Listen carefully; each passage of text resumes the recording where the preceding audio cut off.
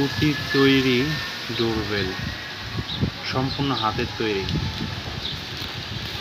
যারা কাজ জানেন তারা হয়তো দেখলে বুঝতে পারবেন যে এটা কতটা সুন্দর। যদিও আমার ছবিতে ক্যামেরায় সুন্দর আসতেছে না, কিন্তু জিনিসটা সরাসরি দেখতে এত সুন্দর লাগে, অসম্ভব সুন্দর লাগে।